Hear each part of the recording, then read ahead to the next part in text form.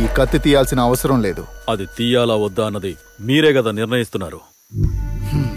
అది చూసావు కదా, అది బుల్లెట్ లోడెడ్, ఫుల్ అప్రూవల్ ఉన్న గన్. నువ్వు నన్ను చంపడానికి వచ్చావని తెలిసి నిన్ను షూట్ చేయొచ్చు తెలుసా? అలా చేయండి సార్. రోజు ఇలా చచ్చి బతకడం కన్నా అదే బెటర్గా ఉంటుంది. చావడం చంపడమే సొల్యూషన్ అయితే ఈ ప్రపంచంలో మనిషే బతకడు. ఇప్పుడు మాత్రం ఏంటి సార్, ఎవరు మనిషిగా బతుకుతున్నారు ఇక్కడ? బానే మాట్లాడుతున్నావు. ఎందుకు ఈ వైలెన్స్? నార్మల్గా చెబితే ఎవరు వింటున్నారు? కత్తి తీస్తేనే కదా వింటున్నారు.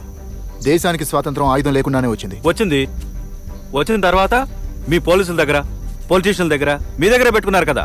మాకెక్కడుంది స్వతంత్రం? ముందు మీరు కత్తి కింద పడేయండి. ఏ ప్రాబ్లం ఉన్నా నేను సాల్వ్ చేస్తాను. పోలీసు వాళ్ళని నమ్మమంటారా? ఎందుకు అందరూ పోలీసు వాళ్ళని తప్పుగా అనుకుంటున్నారు? 1వ తారీఖు రెంట్ ఇచ్చి కరెక్ట్గా ఈఎంఐ కట్టి డబ్బులిచ్చి సరుకులు కొంటున్న పోలీసు వాడిని నేను. నువ్వు నన్ను ధైర్యంగా నమ్మొచ్చు. కత్తి కింద పడే.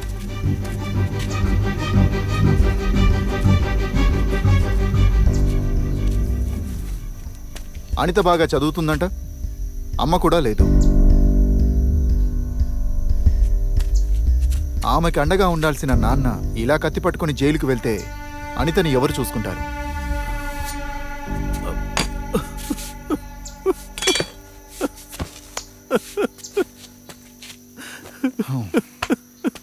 అరవింద్,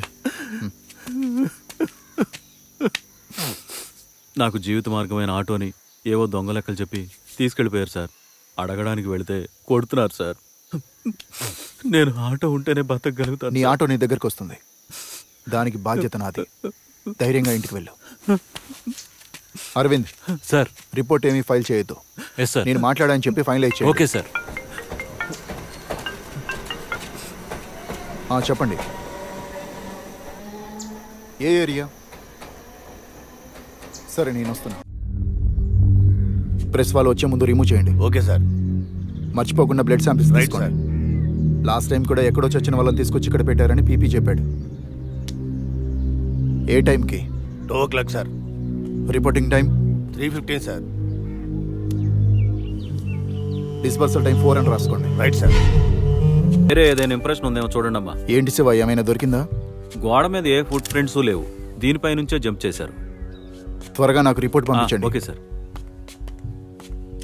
నమస్తే సార్. టెర్రస్ ఎప్పుడు ఓపెన్ గానే ఉంటుందా? అవును సార్, ఓపెన్ గానే ఉంటుంది. పడినప్పుడు సౌండ్ ఏమీ వినిపించలేదా?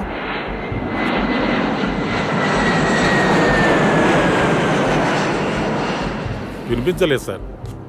ఇంత పెద్ద అపార్ట్మెంట్ లో సీసీటీవీ ఏం లేదా? మెయింటెనెన్స్ ఎవరు కట్టడం లేదు సార్. జీతం తీసుకునే చాలా రోజులైంది.